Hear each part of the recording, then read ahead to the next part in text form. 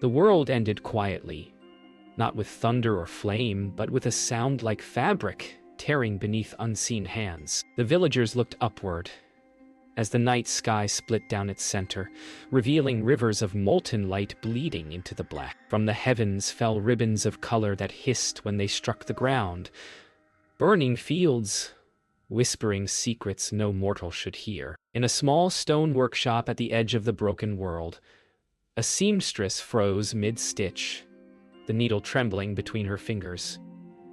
The silver thread in her hand began to hum, glowing faintly as though awakening to a memory. She stepped toward the window, eyes reflecting the celestial wound. Above her, stars fell like dying embers, and in their descent, she felt something within her unspool. An ache that told her this wasn't the first time the sky had torn. The following morning arrives without dawn. The light is pale and hollow, as though filtered through gauze. Smoke drifts through the village like the ghosts of unspoken prayers. The seamstress steps carefully through the ashen streets, clutching the spool of silver thread. Every surface bears strange marks, thin glowing lines where the world itself has begun to fray. She traces one with trembling fingers and feels warmth, a pulse, like something alive beneath the surface. Children weep beside collapsed homes. Their parents stare upward as though waiting for the sky to remember itself. From far off comes the low hum of the torn heavens, deep and constant, a sound that vibrates in her ribs. She looks down at her hands. Tiny strands of silver light cling to her fingertips, refusing to fade. When she closes her eyes, she sees the rift burning behind her eyelids, waiting to be mended. Inside the ruins of the chapel, the air smells of burnt wax and stone dust. The seamstress kneels before the fallen altar, where a stained glass window lies shattered across the floor. Its shards shimmer faintly, reflecting fractured constellations. She touches one, and a ripple of light arcs outward, forming a faint seam across the broken glass. Her breath catches. The thread hums in her palm, responding like a living thing. For the first time, she understands the sky is not gone, only torn. It can be repaired. The realization feels both divine and damning. She begins to stitch the air above the altar, each motion trembling between fear and reverence. The thread glows, weaving a delicate bridge of light that hums with quiet sorrow. Outside, the wind dies. For one suspended heartbeat, the world watches her sew. Word spreads quickly of a woman who can mend light. By dusk, a crowd gathers beyond the chapel ruins, whispering prayers into trembling hands. They do not approach her, only watch. The seamstress continues her quiet work, each stitch pulling the air tighter, each thread hum deepening into song. She feels the sky listening, aching. The glow above her forms the outline of a gate, a glimpse of the endless heavens beyond. Then, just as suddenly, the thread snaps. The light collapses inward, vanishing into her palm. The silence that follows is immense, like the breath held between heartbeats. The crowd begins to murmur. Fear and hope intertwine. She stares at the broken thread between her fingers, feeling it pulse once, like a heartbeat that isn't hers. Somewhere far above, something vast has felt her touch. That night, the seamstress cannot sleep. The sound of the thread still hums in her ears, vibrating with whispers she cannot decipher. She sits at her table, sewing by candlelight, though the fabric before her is nothing but air. Each imagined stitch brings forth a brief shimmer, a glimpse of a world beyond. When she finally looks outside, the stars above are dimmed, as though exhausted from weeping. Then, far on the horizon, a single light flickers brighter than all the rest. It falls, not like fire, but like a feather. She rises, drawn to it. The silver thread in her palm pulls taut, pointing toward that falling brilliance. Without a word, she gathers her cloak, takes her needle, and steps into the night. Somewhere beneath the torn sky, something waits to be found. She follows the trail of the fallen light through barren hills where ash drifts like snow. The land hums faintly beneath her feet, its heartbeat uneven and strained. In the silence between gusts, she hears the whisper of thread vibrating somewhere beyond sight.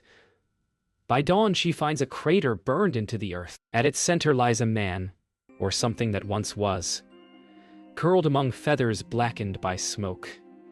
His back bears two skeletal arches where wings should be. When he stirs, the air trembles. His eyes open, pale as lightning, and for a heartbeat the world holds its breath. She does not speak, neither does he.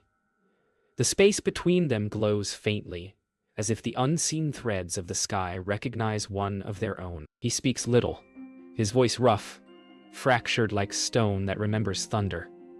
She tends to him in silence, washing the ash from his skin, sewing the torn edges of his broken wings, though she knows they will not lift him again. When the silver thread touches his feathers, they glow faintly, reacting like nerve endings awakening. He flinches but does not pull away. The seamstress senses something vast in him, something once celestial and now exiled. That night he tells her of the place above the clouds, a realm woven of song and light, now fractured, bleeding its essence into the mortal world.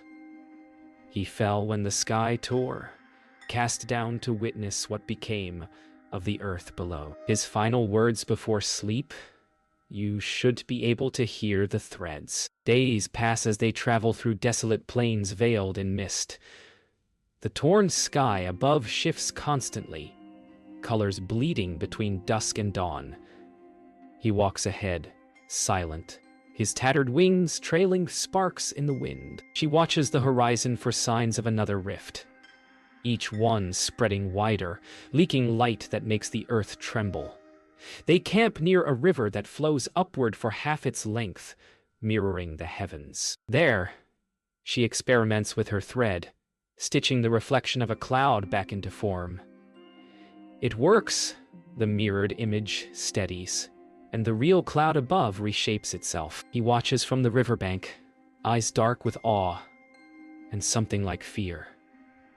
"You're mending what should never be mended," he murmurs. She answers softly, "Then I'll learn to break what should never have broken." They find the remnants of a village half swallowed by light. Houses shimmer, frozen mid-collapse, like the moment before waking. The air hums with echoes of laughter long gone. She recognizes the threads, rifts in time rather than space. Kale warns her not to touch them, but curiosity overrules fear. When she places her palm against one, memories flood in: children running, bells ringing, the scent of bread and rain. Then the images twist, replaced by screams and fire. She pulls back, trembling. Kale steadies her with one hand, his voice low. The tear doesn't only split the world, it splits what was. She looks at him, realization dawning. "Then the sky isn't dying." He nods. "And memories hurt when they mend." That night, they rest upon a ridge overlooking the horizon's wound. The torn sky bleeds faint aurora streams, painting their faces in shifting colors. Kale speaks of the celestial realm he once served, a place without sound or sorrow. "We were keepers of the seams," he says quietly. "We held the fabric of the heavens together." She listens, fingers idly winding thread around her palm. "And you fell when it tore?" He nods. Someone pulled the first stitch loose. The silence after his words feels heavy, deliberate. The wind carries the faint echo of a name she does not remember, and her thread hums louder than before. As she looks up, a single star flares violently, splitting the clouds in two. Something above has felt her listening. They wander through a forest of glass leaves that sing in the wind. The branches shimmer with imprisoned light, reflecting their faces in countless fractured pieces. Every step crackles softly beneath their boots. She feels the air vibrating, a low hum rising from the earth, echoing the pitch of her silver thread. When she touches the nearest tree, it responds. The leaves quiver, and the glow of the torn heavens pulses faintly through the canopy. The forest seems alive, as though remembering what sunlight once was. Kale warns her not to linger, but she lingers anyway. Each reflection shows her in different forms, some older, some stranger. The thread trembles in her hand, whispering in tones that almost form words. Beneath her breath, she murmurs, "They know me." Kale glances sharply. "Who?" She looks up.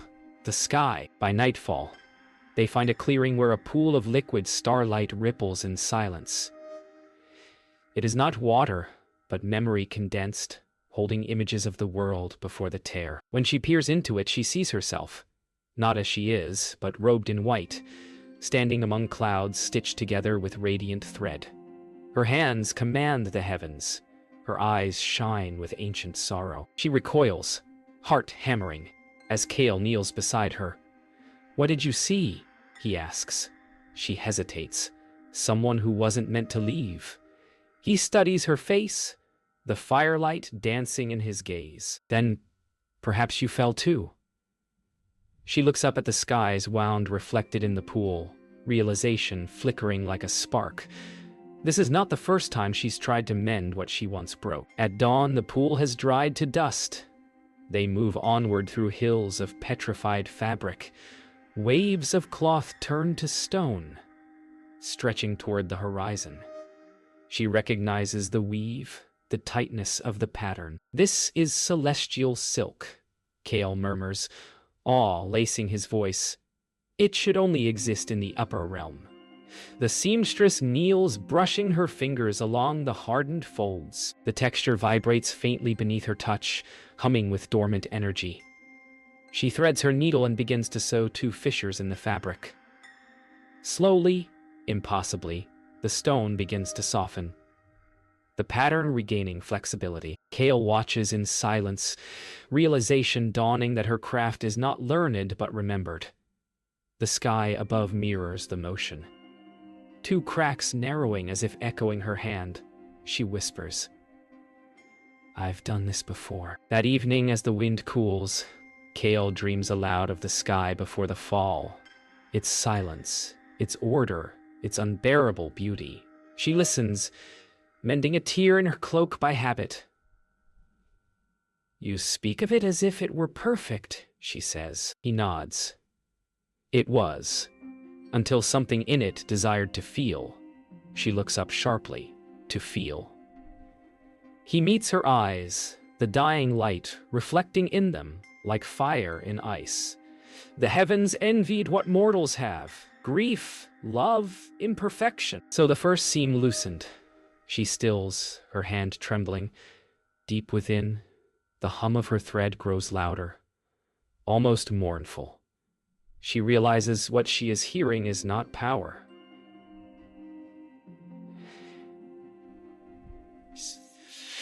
The sky had once been her canvas. She was the one who gave it feeling. Later that night, unable to sleep, she stands alone on the ridge while Kale dreams. The stars above shimmer faintly, rearranging into shapes she almost remembers. Patterns like stitches across the firmament. The silver thread in her hand vibrates faster, resonating with the constellations. She whispers the rhythm of an old lullaby that comes to her unbidden, the melody carrying through the wind. The stars answer, flickering in time. The realization falls upon her like rain. She had once sung the heavens into form. Her voice was the thread that bound them. Now the song feels both a prayer and an apology. When she finishes, the sky trembles softly, a seam narrowing just slightly, as if forgiving her. She closes her eyes, tears silvered by starlight. They find her in the ruins of an old temple, where the earth has cracked open like a wound. The air smells of charred stone and forgotten prayers. The child is sitting alone in the middle of the ruin, wrapped in a blanket of black ash. Her hair is as white as bone, and her skin bears the pale hue of the moon, as though untouched by time. She doesn't speak, only watches them with eyes as dark as the hollow sky. When the seamstress kneels beside her, the child reaches out with small, trembling hands, a star-like fragment glowing faintly within her palm. The seamstress feels the pull of it, as if the child's light is part of the broken sky itself. "She's waiting for you," Kale says softly. "To remember." The child places the fragment into Ira Valen's palm. The thread vibrates, and for a moment, the world stills. The child's presence seems to echo across the ruined world. She does not speak, yet her touch lingers, warm like forgotten summers, cold like the loss of something never fully known. As they travel, she remains quiet, sitting on the edge of their campfire, staring into the flames with distant, unfocused eyes. Every so often, the child holds up the fragment, and the thread hums in the seamstress' hand. The child's silence speaks louder than any words.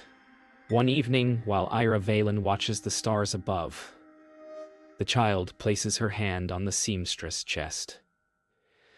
The glow of the fragment flickers brighter. The humming becomes a song, a soft, familiar lullaby that reaches deep inside her. She realizes with a start that it is a song she once sang to the sky itself. One evening, as the child plays with the glowing fragment near a ruined well, the ground trembles beneath their feet. The sky above is a violent canvas of swirling colors. The rift that once seemed distant now feels much closer. Kale Saren pulls the child away from the well just in time. "We can't stay here," he says urgently. The air is thick with a strange energy. The kind of energy that once pulsed in the heavens before they split. Ira Valen reaches for the child, whose eyes are wide and searching, and places her hands gently on the small shoulders. "We have to go," she says softly, feeling the thread in her palm vibrate with increasing intensity. But the child's gaze never wavers from the well, where in its depths, light begins to swirl again, as if something is awakening deep within. The light from the well grows brighter, and in its center something begins to take shape.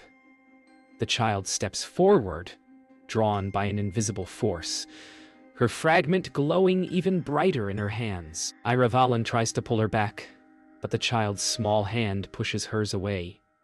"She's calling me," the child whispers, her voice soft but steady. The fragment in her palm flickers with intensity, the air around them vibrating with the hum of something ancient and powerful. The rift in the sky above seems to pull toward the well, as if the two are somehow connected. Kale, watching in disbelief, takes a step back. "It's the heart of the sky," he murmurs, "but we can't let her go. Yet." Before anyone can move, the child places the fragment into the well. The light explodes outward in a flash that blinds them all. The light fades, leaving only silence. The child is gone. The world holds its breath. In the stillness, Ira Valen stands alone before the well, her heart heavy with a knowledge she cannot yet understand. The threads of the sky above hum with an intensity that shakes her to the core.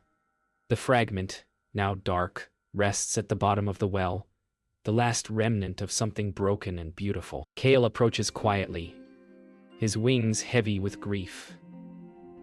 "She has gone to the heart of the sky," he says softly.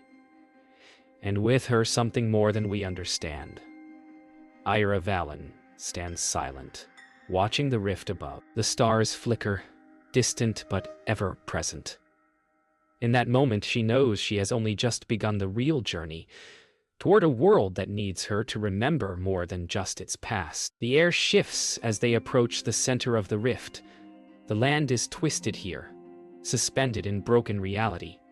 Clouds churn with violent force, but there is no wind. The ground pulses with an unnatural energy, as though the very fabric of existence is being stretched to its limits. In the center of the chaos stands a figure, the weaver of storms, a colossal being, its form ever-shifting, woven from threads of lightning and shadow. Its eyes are infinite voids, and its voice is the echo of 1,000 storms. "You come to fix what cannot be fixed," the Weaver intones, its voice like the rumble of thunder. Aravallen steps forward, her heart steady. "I come to remember," she replies, her silver thread glowing faintly in her hand. The Weaver's gaze falls upon her. "Then you know what must be done." The Weaver's form shifts and undulates, its threads twisting violently as it speaks. The sky was perfect. It was order. It was balance.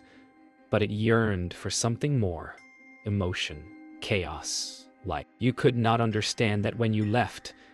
Aravallen steps forward, the silver thread now pulsing with energy. "I left because the sky no longer needed me," she responds, her voice steady but filled with sorrow. "But it does now." The Weaver's stormy gaze narrows. "Do you believe you can repair what has been broken? Can you stitch time back together? Mend a memory that was never meant to be remembered?" Ira hesitates but then meets its gaze. "I don't need to fix it, I only need to heal it." The Weaver's storm rages louder, the winds pulling at her cloak. "Then prepare to lose more than you can imagine." The storm swirls, and the rift in the sky widens, splitting further as the Weaver's voice fills the air with a deafening roar. "The tear was not only my doing," it rumbles, "but yours. You were the heart of the sky. You abandoned it, and in doing so, you abandoned me. Do you believe you can fix that?" Aravallen stands tall, the hum of her thread rising. "See, never abandoned you," she says softly, her voice carrying across the storm. "I gave the sky the freedom it yearned for, and now I return to help it remember how to be whole." The Weaver's form shifts, its face changing with each word. "You speak of remembering, but there is no place for memory in this world anymore," it says with a cold finality. "Only the endless storm." With a deep breath, Aravallen steps forward, and the silver thread in her hand glows brighter, pulsing with energy. "Then let me be the one to remind it." The sky above begins to crack, but this time, it is not a wound. Instead, it is a delicate stitching, the seams of the heavens slowly pulling back together. Aravallen threads the needle through the fabric of the rift, each movement echoing in the storm's heart. The Weaver watches in silence, its storm now a distant, hollow rumble. Kael Saren steps beside her, his eyes full of awe and grief. "It's mending," he whispers, his voice full of wonder. Aravallen does not answer but continues her work, each stitch a reminder of what was once lost. The rift above begins to glow with soft, ethereal light, as though the heavens themselves are breathing again. With one final stitch, the sky closes, the storm silenced. The world, for the first time in years, is still. With the sky finally healed, the storm vanishes, leaving only the soft glow of dawn in its wake. Aravallen lowers her arms, the silver thread now faded into nothingness. The air is still, and for the first time in a long while, the world feels whole again. The Weaver's voice is no longer a threat but a quiet whisper in the wind. "You have done what I could not. You have mended what was broken." Aravallen looks up at the sky, the stars now glimmering brightly once more. "We all have," she says softly. Kael Saren steps forward, his expression serene, for the first time in years. "What happens now?" he asks. Aravallen smiles faintly, the weight of the world lifting. "Now we remember, and we live." With the sky healed, Aravallen feels a quiet, strange peace, but it is fleeting. As the stars above flicker back into their celestial places, She feels something else stirring deep within her. The fabric of the world, though restored, is still fragile. The threads that hold it together are not whole. They are stretched thin, barely holding the balance. The rift in the sky might have closed, but the universe itself is incomplete. The silver thread, once vibrant and strong, now feels like an anchor around her wrist, pulling her toward an impossible choice. Kale Saren finds her by the well, watching the water flow upward again. "What is it?" he asks, his voice tinged with concern. Ira Valen looks at him, the weight of her realization settling over her. The sky is healed, but not whole. There is one last stitch left to be made, and it will cost more than I can give. Kale Saren doesn't need to ask. He already knows what she's contemplating. "The threads are fraying, aren't they?" he says softly, his voice full of understanding. Ira Valen nods, the weight of her thoughts pressing down on her like the very sky above them. "I can stitch it one last time," she says, her voice a whisper. "But it will unravel me." Kale Saren steps closer, his wings gently brushing against the ground, his hands resting at his sides.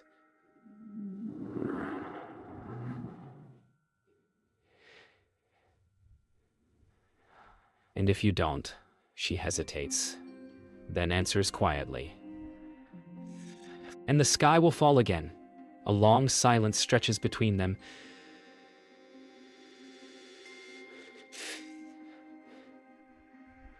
Filled only by the sound of the wind and the distant hum of the rift. Kale Saren reaches out, touching her shoulder gently. "But know this, the world will never forget what you did." She looks up at him, her eyes full of sorrow. "And neither will I," as Ira Valen prepares for the final act. The silver thread in her hand glows brighter, pulsing with ancient energy. She knows the price, but her resolve is unshaken. Kale Saren watches her from a distance, his wings folded tightly against his back, his gaze filled with silent understanding. The last stitch must be made, but it cannot be done without sacrifice. Ira steps to the center of the ruin, the thread now shimmering with a steady light. She closes her eyes, feeling the world around her, feeling the threads that hold it all together, feeling how fragile they truly are. "I can't undo this," she whispers to herself, "but I can complete it." She raises her needle high, ready to pierce the fabric of the heavens. One final time. The world holds its breath, waiting. With a single determined motion, Ira Valen thrusts her needle into the sky. The silver thread pulses once, then begins to stretch across the heavens, pulling the fabric of the universe back together. The rift above, once a jagged wound, now begins to close, its edges stitching together as if guided by an unseen hand. But as the threads pull tighter, Ira Valen feels herself unraveling. The energy that once filled her is draining away, the life force of her very being intertwined with the sky she is mending. The world around her shifts, becoming dimmer, quieter. With the final pull of the needle, the sky heals completely. But Ira Valen is no more. Her body disintegrates into starlight, leaving only the faintest shimmer of silver threads behind. The sky is whole once again. The rift is gone, the stars shining brightly above, unmarred by the fractures of the past. Kale Saren stands alone beneath it, his wings folded, the echoes of Ira Valen's sacrifice resonating in the air. He feels the threads of the sky above him stronger than ever before, and yet he knows something is missing. Ira Valen is gone, but her work remains. The world is whole, and it is because of her. "She gave everything," he whispers, his voice carrying the weight of loss. And yet for the first time he feels hope.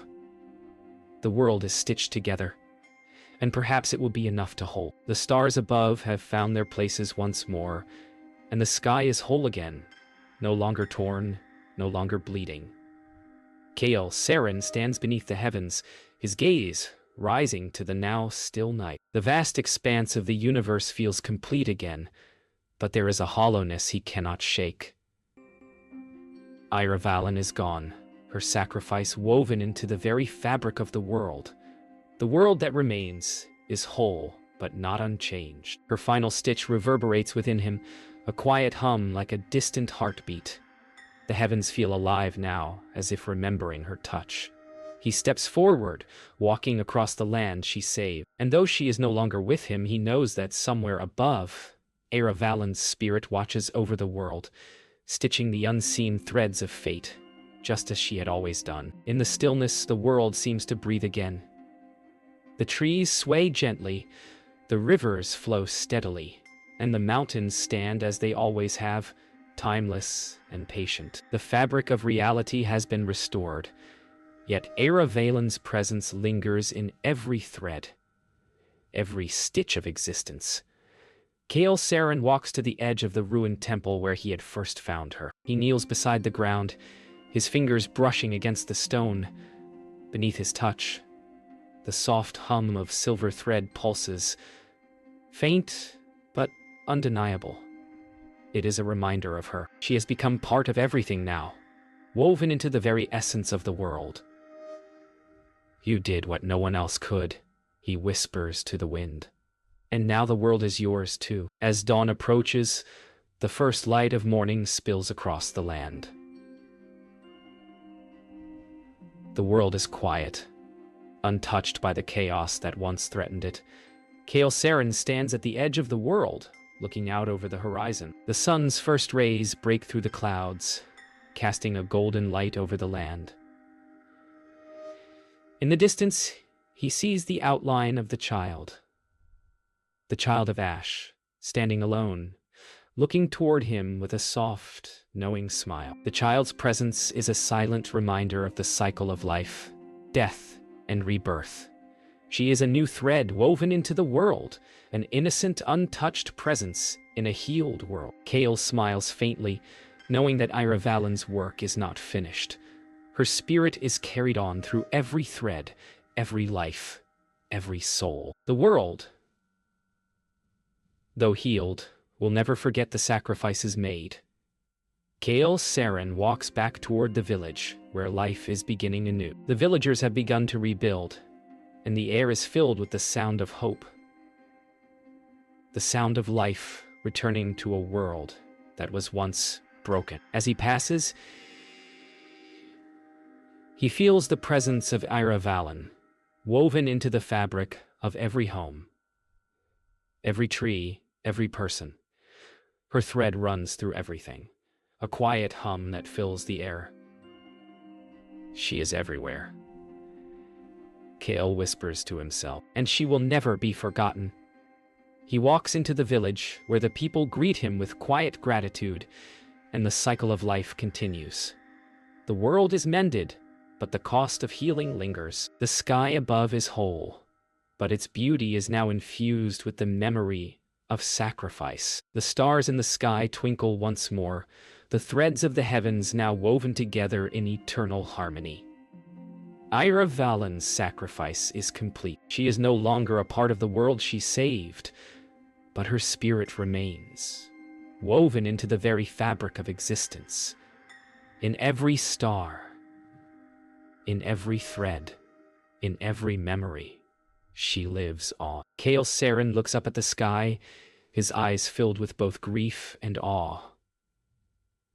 The sky that once tore apart is now whole, and with it, a new world has been born. The cycle of life continues, and Ira Valen's story becomes part of the stars themselves, timeless, eternal, and unbroken.